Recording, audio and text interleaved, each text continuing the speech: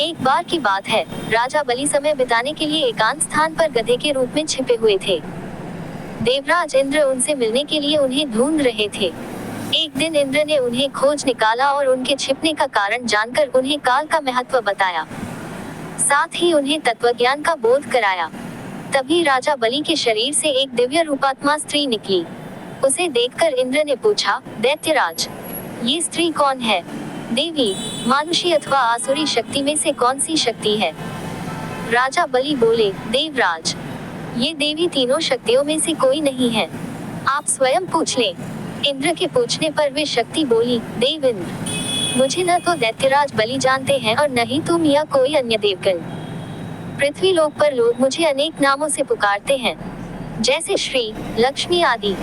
इंद्र बोले, देवी, आप इतने समय से राजा बलि के पास हैं, लेकिन ऐसा क्या कारण है कि आप इन्हें छोड़कर मेरी ओर आ रही हैं? लक्ष्मी बोली, देवेंद्र, मुझे मेरे स्थान से कोई भी हटा या डिगा नहीं सकता है। मैं सभी के पास काल के अनुसार आती जाती रहती हूँ। जैसा काल का प्रभाव होता है, मैं उतने ही समय तक उसके पास रहती हूँ। अर्थात मैं समयानुसार एक को छोड़कर दूसरे के पास निवास करती हूँ।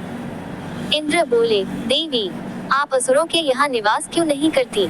लक्ष्मी बोली, देवेंद्र, मेरा निवास वही होता है जहाँ सत्य हो, धर्म के अनुसार कार्य होते हो, व्रत और दान देने के कार्य होते हो। लेकिन असुर भ्रष्ट हो रहे हैं। ये पहले इंद्रियों को वश में कर सकते थे, सत्यवादी थे, ब्राह्मणों की रक्षा करते थे, पर अब इनके ये गुण नष्ट होते जा रहे हैं।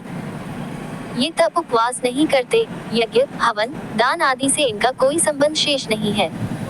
पहले ये रोगी, स्त्रियों, वृद्धों, दुर्बलों की रक्षा करते थे, गुरुजन का आदर करते थे, लोगों को क्षमादान देते थे।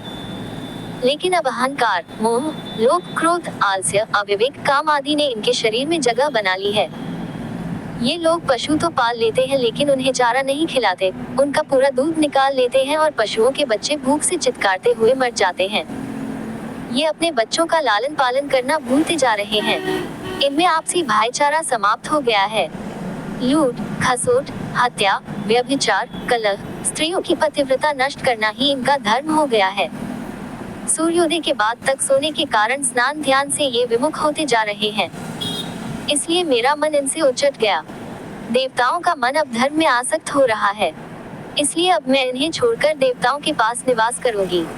मेरे साथ श्रद्धा, आशा, क्षमा, जया, शांति, संतति, धृति और विजति, ये 8 देवियां भी निवास करेगी। देवेंद्र, अब आपको ज्ञात हो गया होगा कि मैंने इन्हें क्यों छोड़ा है। साथ ही आपको इनके अवगुणों का भी ज्ञान हो गया होगा। तब इंद्र ने लक्ष्मी को प्रणाम किया और उन्हें आदर सहित स्वर्ग ले गए।